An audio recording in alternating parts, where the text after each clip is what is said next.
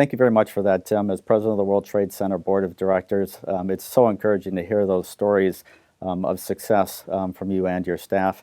I'm joined here today by Mr. Rodney Crim, who is CEO and president of the St. Louis Economic Development Partnership and also the parent of the World Trade Center St. Louis. Rodney, thank you very much for joining us today. All right. No, thank you, Andrew. And I really want to say thank you for being chair of the World Trade Center. You've been doing a great job.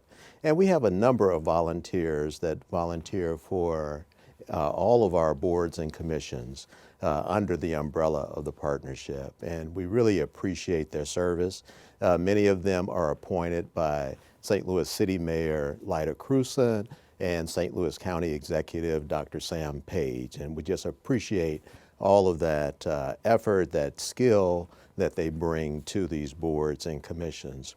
We're really pleased that the St. Louis Economic Development Partnership has just elected Tracy Hart, President and CEO of Tarleton Corporation, to be our next chair of our board.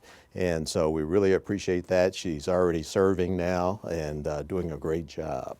And we wanted to say thank you. We're wishing her well as we move forward. And we also want to say thank you to Carlos Ramirez, who is the past chair. So we really appreciated his work as well. Very good. So thank you. Yeah, appreciate that. My pleasure to serve. It's been a tremendous experience, and hopefully I'll be able to continue that experience. But so, like everyone else, the World Trade Center team and the St. Louis Economic Development team has gone through quite a lot of disruption over the last 6 months, and all of us, I think, are getting used to working in a new normal environment. What changes did you make towards the organization in delivering the services of both the partnership and the World Trade Center? No, thank you for asking that.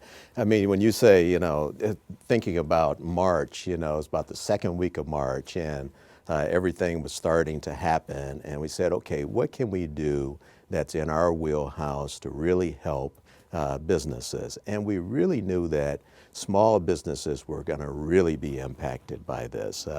So we said, okay, let's create a small business resource program to provide a hotline for them to call for help, show someone cares, and to be able to direct them to resources, and also to provide some funding directly ourselves through our lending products that would be favorable, zero interest type approaches with some very flexible terms, and then provide that kind of bridge to some of the SBA other financing that was being announced. And so getting together, we said, okay, let's use what we have, and then let's go ahead and see if we can get others to join us in contributing to this. We were quite successful with a coalition of 10 banks. A foundation also provided some money. Our local Invest STL provided some money. And the St. Louis County Port Authority provided some money as well. So all in all, we had about $2.8 million to direct toward small businesses. And that was very good because it provided them with some hope that good things were going to happen and that they could take care of some immediate expenses. And then our own Mosaic project provided some great service in terms of providing translation services to these businesses that needed some assistance with translation. And then we also looked at other products that we could bring to this, and we were fortunate working with St. Louis Development Corporation, going to the EDA and the Economic Development Administration, and getting some additional funds that we could provide to small businesses to help them through the recovery. And we're utilizing those funds now as well. So there was a lot of activity happening. All of our staff were fully engaged in this, in addition to their day jobs, in making this happen. The World Trade Center, through our Sister City program, was also able to work with Nanjing, China, who donated 30,000 face masks. And so then we took those face masks, and 15,000 went to the city, and 15,000 went to the county. And they were provided a critical resource at a critical time. All of our different initiatives, we have business centers, we have 4 business centers that we're responsible for. geographically spread out throughout the county. And so with those business centers, we have tenants, and those small businesses needed assistance too.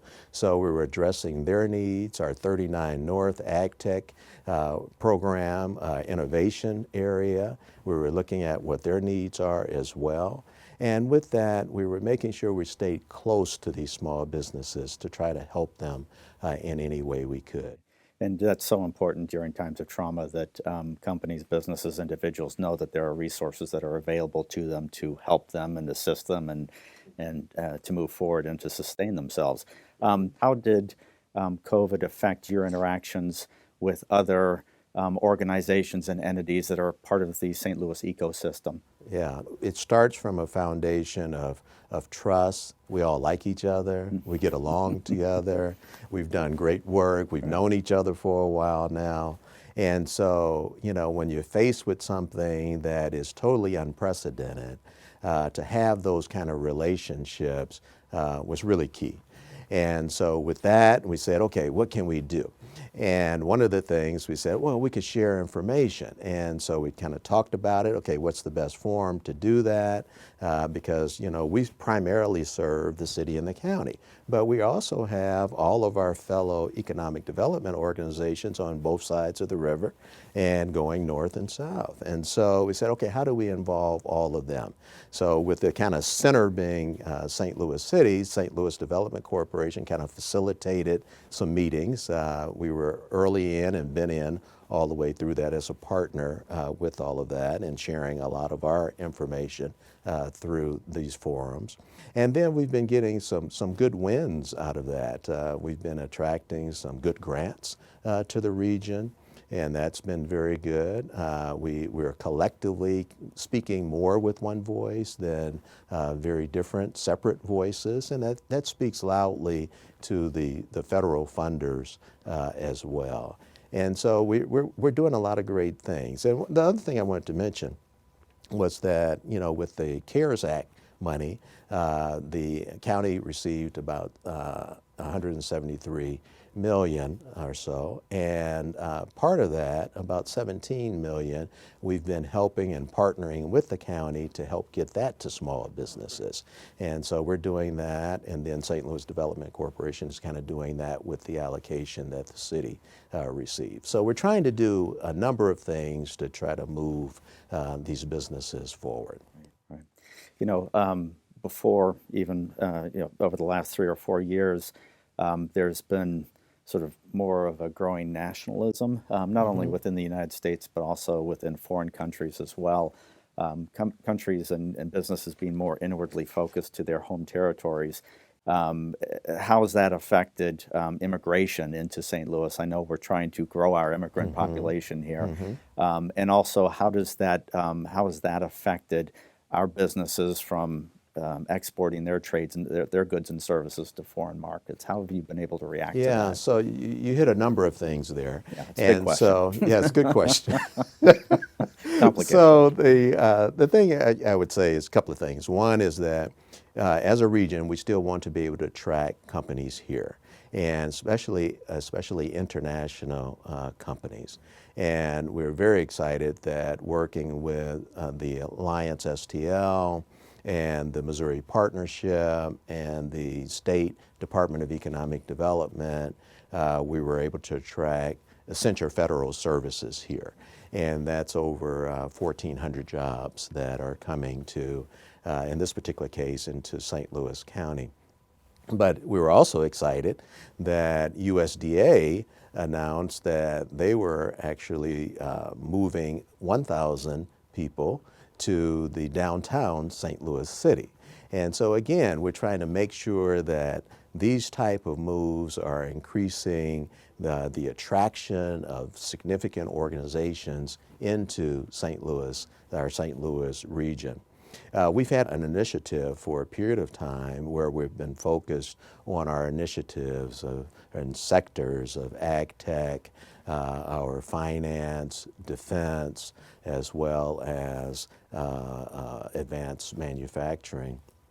And so we've been doubling down on trying to help companies that are in those sectors, as well as other emerging sectors like the fashion. You know, we have an emerging fashion sector here that is consists of everyone from sewers to distribution channels. And so we've been working with them as well. So I think with all of that, we're looking at supply chains, we're looking at reshoring opportunities. I mean, you know, who knew that one of the staples that all of us was going to be critical to all of us would be bath tissue. Right. You know, but during this pandemic, you know, we were all like, can we Became get a hot enough? commodity. Can we get bath tissue?